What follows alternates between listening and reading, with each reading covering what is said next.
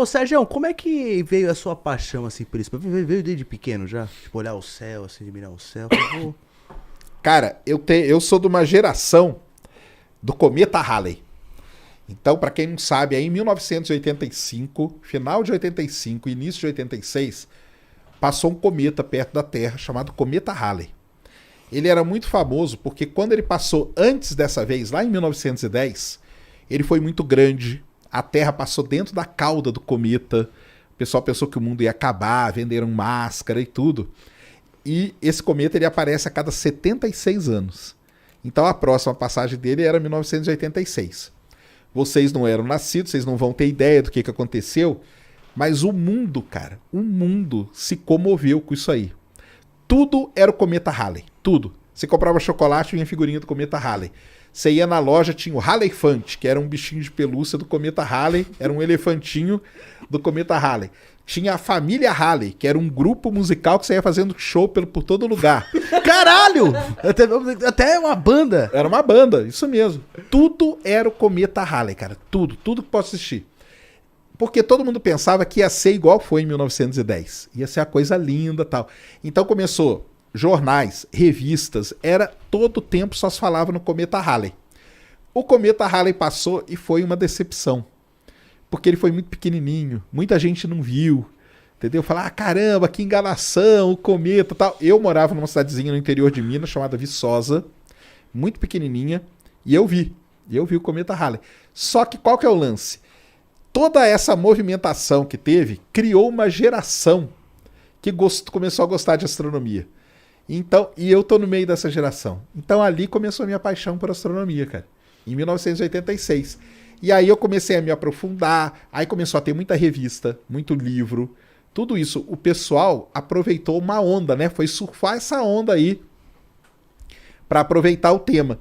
E eu, cara, me apaixonei aí por astronomia e tal, eu comecei a observar o céu, até que eu resolvi fazer o curso de astronomia na universidade. E aí, qual que era o lance? Só tinha astronomia no Rio de Janeiro, em graduação. Eu falei, pô, não vou pro Rio de Janeiro. Longe pra caramba, né? Eu morava em Minas. E aí, cara, eu escrevi uma carta para um professor da USP.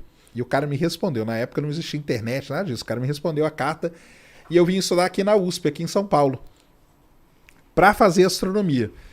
E aí, cara, um dia eu já contei essa história aí, mas só pra vocês saberem, né? Ia ter um eclipse da Lua, que é um negócio legal pra caramba. Tinha 3 astrônomos reunidos e eu cheguei pra eles e falei assim, cara, e aí, onde que nós vamos ver o eclipse hoje? E eles não tinham nem ideia, nem que ia ter o eclipse, cara. Louco. Mas aí, na época, a minha sensação foi essa, pô, cara, que coisa, cara, tô no lugar errado e tal. Depois, você vai ficando maduro, né, você vai entendendo, fala, cara, não era a área deles e eles não têm a menor obrigação de saber de eclipse, entendeu? Porque eclipse é um ramo da astronomia que algumas pessoas gostam e observam. Só que aquilo ali foi meio frustrante para mim. E aí eu meio que abandonei a ideia de fazer astronomia. E fui seguir minha carreira. Aí eu trabalho com geofísica, trabalho com petróleo, trabalhei embarcado muito tempo, tal, não sei o quê. E a astronomia virou um hobby, cara. Aí virou um hobby mesmo.